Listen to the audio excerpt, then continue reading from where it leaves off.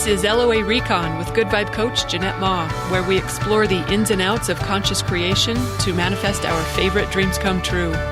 Let's have some fun together.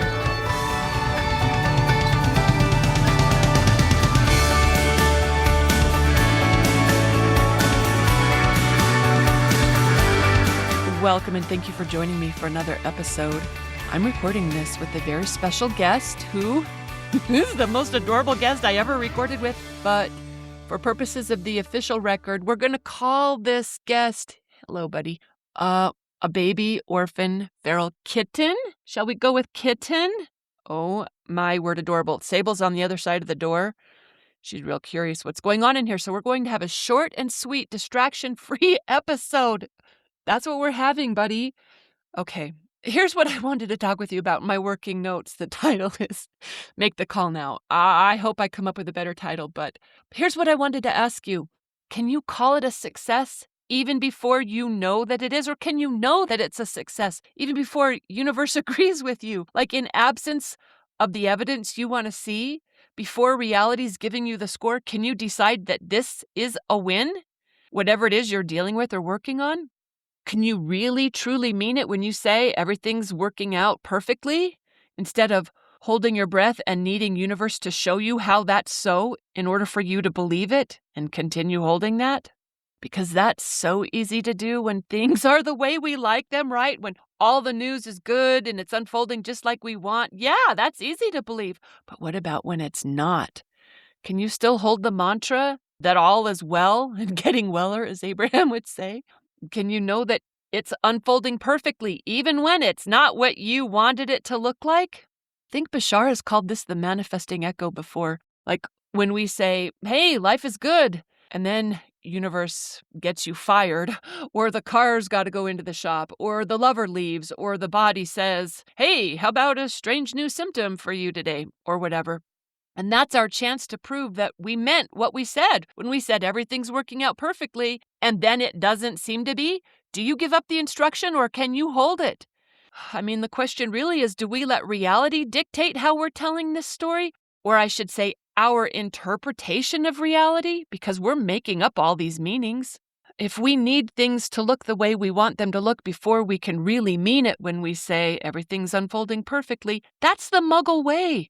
And frankly, it's kind of a short-sighted, arrogant approach to life, thinking we know what the best looks like or what good is supposed to be, and if it's not that, then something's gone wrong. I'm talking about this hypothetically, but let's just put a little reality to it. Let's say I was fostering, say a baby orphan feral kitten. Let's say that's what it is, because it's not probably legal in Utah for what else it might be. I don't know. I'm not saying anything.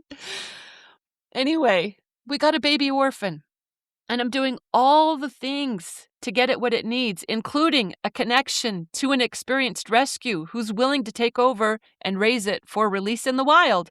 In fact, they had another orphan they were north of me that they said they could either mentor me for caring for both of them until they were old enough to be released, or I could bring both of them to them and they would do it. So I was like, cool. I went to go pick up the other orphan. And when I did that, mine escaped. I came home and he was totally missing. I have no idea how. I can't figure it out. I won't go into details, but I don't know. I don't know how he got out. I'm not positive that he has. I'll be honest. I kept that door closed because part of me still thinks he's got to be hiding in there somewhere. I can't find him though. Devastating might be the appropriate word for what I felt when I realized that this young life that I was put in charge of to usher successfully through the world is missing. And so young. Probably too young. Okay, well, devastating was what I was feeling at first. But because I know how this works, I knew, don't tell the story of devastation, because universe will meet me there with its party hat on. It'll bring on the devastation. If that's the conclusion I want to come to, it knows more ways.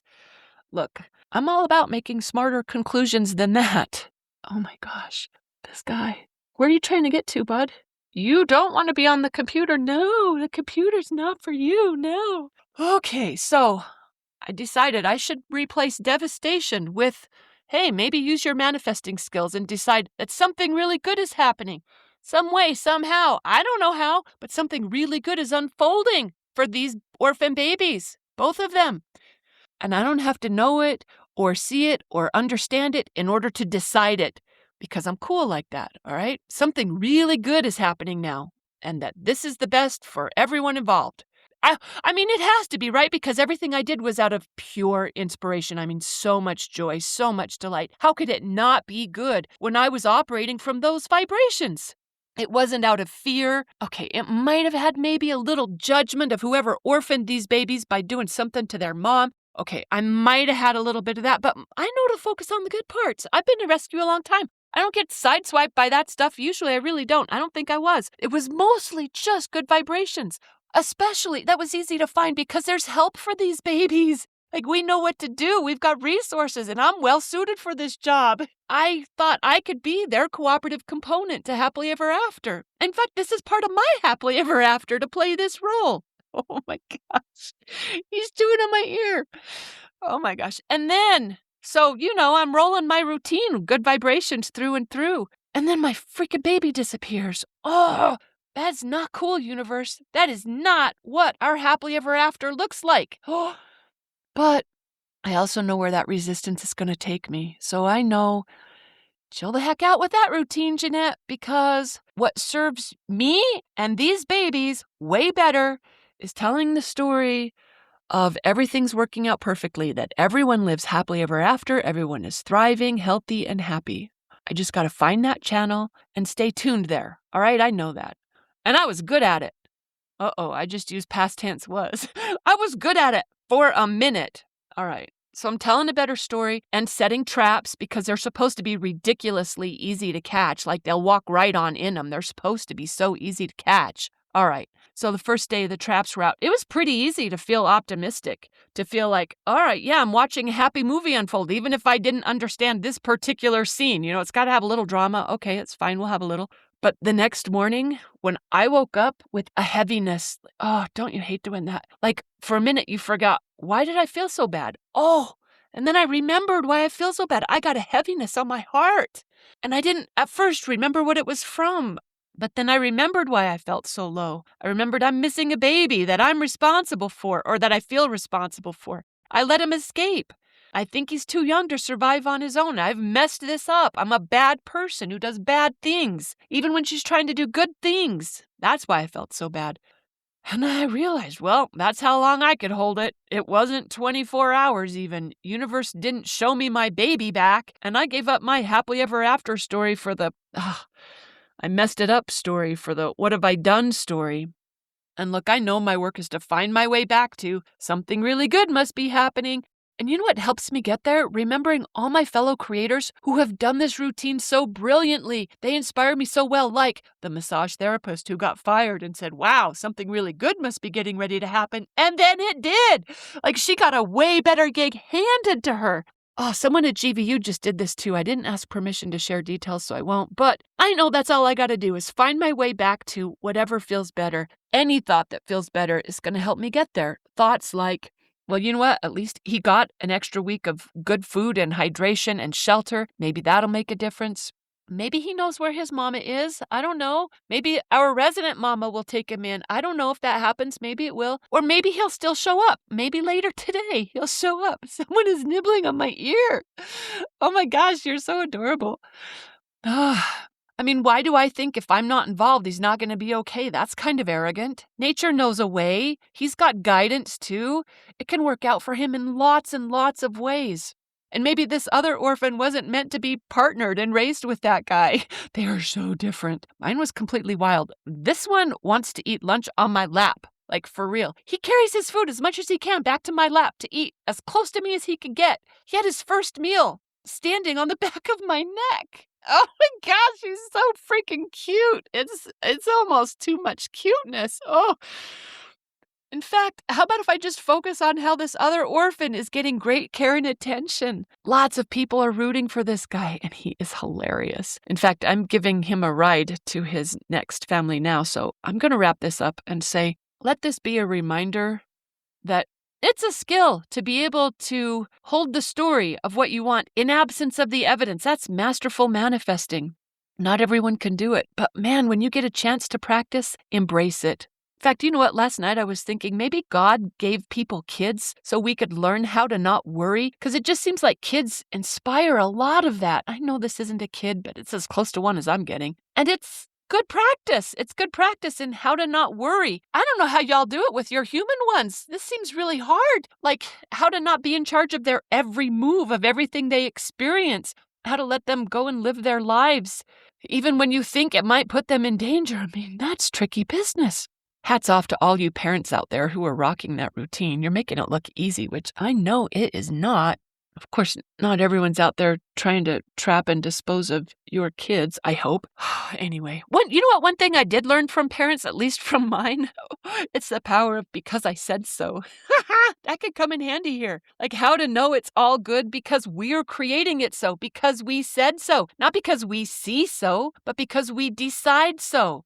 So even when we don't see orphan babies in our traps or waiting for us to usher them into their happily ever after, we can still decide that it's all good because we know our words and our images that we hold in mind, our focus, are creating our reality. And in my reality, orphan babies thrive.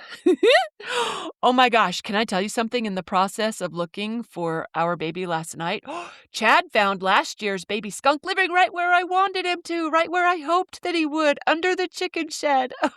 I just love the idea that he stayed here with us this whole time, because supposedly they move on. Like they don't just pick one place. But I love that. I think it's him. I love that he's here safe and sound with us, where he's well fed and protected. I don't let dogs harass him. I put the food out that I think he likes. I keep his water dish full. I don't know. All I got to do is decide.